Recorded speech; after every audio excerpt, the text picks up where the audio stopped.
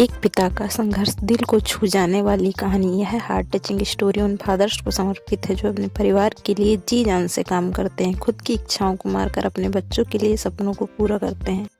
यह स्टोरी शुरू होती है जब मैं घर से गुस्से में बड़बड़ाते हुए निकल आया था और बस स्टैंड की तरफ आगे बढ़ने लगा। मैं मन ही मन में बड़बड़ा रहा था, पता नहीं कितने पैसे छुपा के रखे हैं, लेकिन मेरे लिए एक बाइक नहीं ले सकते। अब मैं यहाँ से चला जाऊँगा और तब तक वापस नहीं आऊँगा जब तक मैं अपने खुद के पैसों से बाइक नहीं खरीद लेता।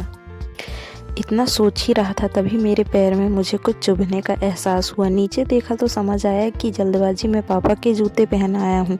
उन जूतों में कील उभरी हुई थी जो मेरे पैर में बार बार घाव किए जा रही थी, लेकिन उस समय गुस्सा अधिक था तो मैं बड़बड़ाते हुए आगे बढ़ गया। एकाएक मुझे याद आया कि मैं पापा का पर्स भी साथ ले आया हूँ। मेरे खुरापाती दिमाग में एक ख्याल आया, क्यों ना आज पापा का पर्स चेक किया जाए, जिसे आज तक उन्होंने किसी को हाथ तक नहीं लगाने दिया।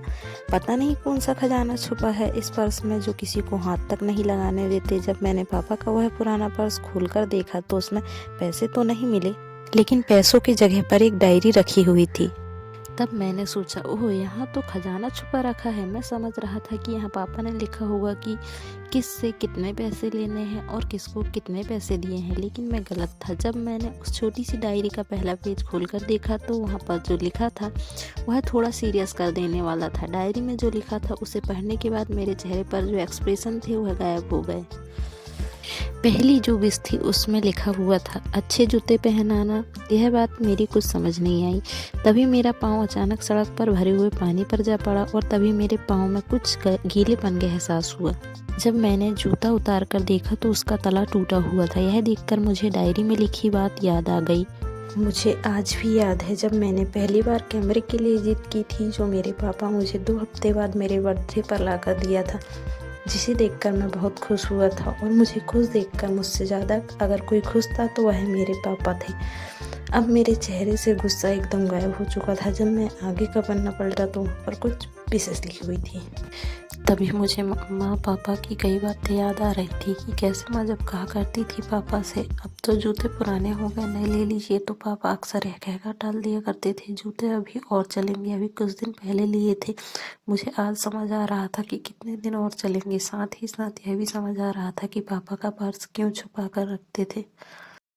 तभी उस डायरी को पढ़ते हुए बस स्टैंड पर बड़ी बेंच पर आकर बैठ गया। अब उस डायरी का आखिरी पन्ना बचा हुआ था। उस पन्ने को जब मैंने पलटकर देखा तो वह कल की डेट लिखी हुई थी। तारीख के नीचे लिखा हुआ था 50,000 रुपये बाइक के लिए। बस इतना पढ़ा और दिमाग सन्न रह गया। अब मेरे मन में कोई सिकवा गिला नहीं बचा था, बस आंखों में आंसू चले।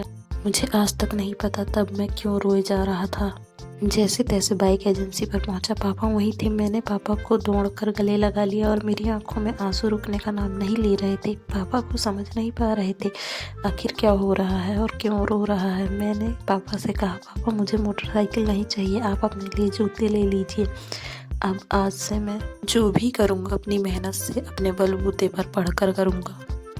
सीख, जो अपने बच्चों से उन्हें बिना जिताए छिपकर प्यार करता है, खुद की इच्छाओं को मारकर बच्चों के लिए सपने देखता है और उनकी खुशी में ही खुश हो जाता है। यह परिवार में एक ऐसा मात्र व्यक्ति होता है, वह है हमारे पिता। अपने पिता का सम्मान करें।